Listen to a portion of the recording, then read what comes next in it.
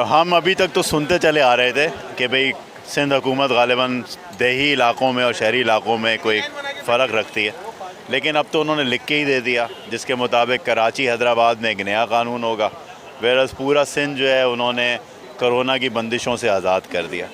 अब ये एक ऐसा मामला है कि हम इस कोरोना के नाम के ऊपर कराची के ताजरों ने, खुसूसन हमारी रेस्टोरेंट इंडस्ट्री ने बेइंतहा कुर्बानियाँ दी हैं, लेकिन उस कुर्बानियों का हासिल क्या हो रहा है? कुछ भी नहीं। माशी तौर पे हम दिवालिया हो चुके हैं, कर्ज़दार हो चुके हैं, हमारे मुलाजमीन की तनख्वाहें नहीं जा पा रही, हमारे मालिक मकान उनके किराए नहीं जा पा रहे, इनकी टैक्स की वसूली उसी की तरह है, तमाम चार्जेस चालान उसी तरह ले रहे हैं। जुर्माने सबसे ज़्यादा कोरोना की आड़ में हम पे किए गए। कहा गया आप वैक्सीन करवा लें तो हम आपको खोल देंगे। हमने अपने तमाम मुलाजमीन को जमा किया, पूरे पाकिस्तान से बुलाया, उनकी वैक्सीनेशन करवा दी, लेकिन हासिल ये हुआ कि 12-13 दिन के अंदर अंदर हमें दोबारा बंद कर दिया गया। उस बंद होने के बाद अब हम एक नया तमाशा देख रहे हैं कि कोरोना हो रहा है, लेकिन उसके बावजूद जुलूस भी चल रहे हैं, रैलियाँ भी निकल रही हैं, इंतखाबी मुहिमें भी लड़ी जा रही हैं, सब कुछ हो रहा है। और अब जब ये नया नोटिफिकेशन आ रहा है जिसमें हम तो बंद हैं, बाकी पूरा सिंध खुल गया, तो अब उसके बाद हमारे पास इसके अलावा कोई और चारा नहीं रह गया कि अब जैसे हम छोटे होते थे, मुझे याद है अम्मी से किसी बात को मनवाना होता था तो भूख हड़ताल कर दिया करते थे। गवर्नमेंट भी एक माँ जैसी ही होती है, तो अभी हमने इसी सोच के लिहाज से हम यहाँ बैठ गए कि जब तक अब गवर्नमेंट हमारी बात नहीं मानेगी, नहीं सुनेगी, हमारे जो जायज़ मुतालबात हैं, वो मुतालबात जो कि सब जगह नज़र आ रहे हैं, पूरी दुनिया कर रही है, पूरा पाकिस्तान कर रहा है और आप ख़ुद भी कर रहे हैं बाकी सूबे में, आप वो हमें भी यहाँ करने दें, क्योंकि अब आपकी इस यानी कि डबल स्टैंडर्ड की वजह से हमारा कोई पुरसाने हाल नहीं है।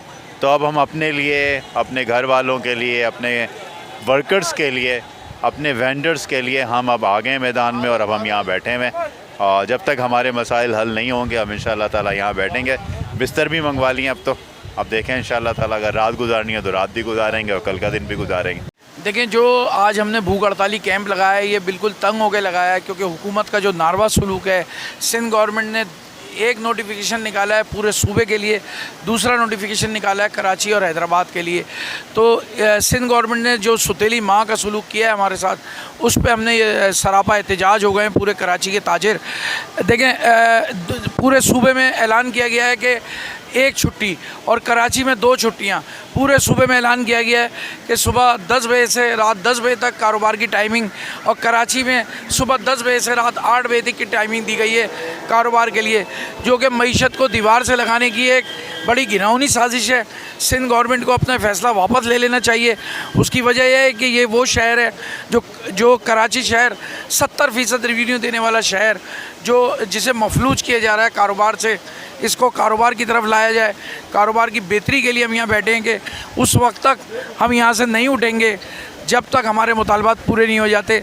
उस पर हम भूख हड़ताल कायम रखेंगे। देखें कि आज आपके सामने सारे ताजिर आ चुके हैं और हकीकी नुमाइंदे हैं। जिस तरीके से आए हैं, आज भूख हड़ताल की हुई है इन्होंने, कितना तंग हो चुके होंगे, कितनी तकलीफ़ में होंगे जो इतना बड़ा स्टेप इन्होंने लिया है।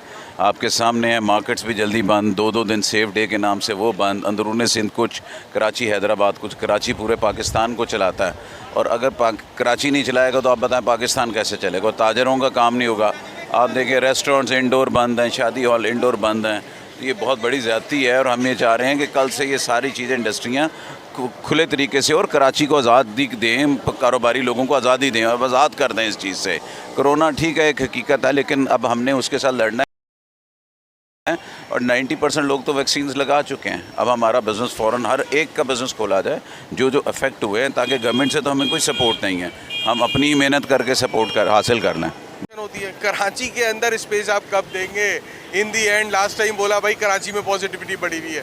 यार कुर्बानी कराची दे रहा है, कराची का ताजिर दे रहा है। हमारा मौक़िफ़ ये है जब पॉजिटिविटी रेशो सही हो, कराची के ताजिरों को उनका हक मिलना चाहिए, उनको ब्रीदिंग स्पेस मिलना चाहिए। और ये उसी वक्त हो सकता है कि जब ये ताजिरों के साथ मुशावरत करें, ताजिरों के साथ बैठें। देखें, सारा ज़िम्मा हमारा नहीं है। जिस तरीके से हमारे ऊपर सारा मलबा डाल दिया जाता है, हुकूमत वक्त की ज़िम्मेदारी आती है वो अपनी रिट को मनवाएं। जहाँ पे SOPs फॉलो नहीं हो रही वहाँ पे SOPs को फॉलो करवाएं। सारी चीज़ें, वैक्सीनेशन, SOP, सारी चीज़ों को हमारे ऊपर डालने के बाद कारोबार भी हमारा ही बंद किया जाता है, तो हमसे जुड़े हमारे मज़दूर जो कि बहुत बड़ी क्वांटिटी में हैं, आप यकीन माने वो सैकड़ों हज़ारों नहीं है, वो लाखों की तादाद में सिर्फ कराची में बनते हैं, वो बेरोज़गार हुए हैं। हमारे जो मेंबर्स हैं 800 शादी हाल मालकान हैं वो बेरोज़गार हैं, उनसे जुड़ी अलाइड इंडस्ट्री तकरीबन कोई 150 के करीब है, वो बेरोज़गार है। खुदारा रहम किया जाए कि अब ये टाइमिंग में तो खैर कोई एडजस्ट हो जाता है। मुतासिर तो इतने हो सकते हैं, इतने हुए हैं कि सर हमारे पास तो लाखों की तादाद है जो कारीगर हैं, मास्टर हैं, प्रेसमैन हैं, वो ख़वातीन हैं जो बहुत दूर दराज इलाक़ों से आके काम करती हैं, बेचारी यहाँ से छोटे छोटे से पजामे सीती हैं, पता नहीं 10,000 चीज़ें मैं उसमें आपको क्या बताऊँ, वो सबसे ज़्यादा मुतासिर होती हैं।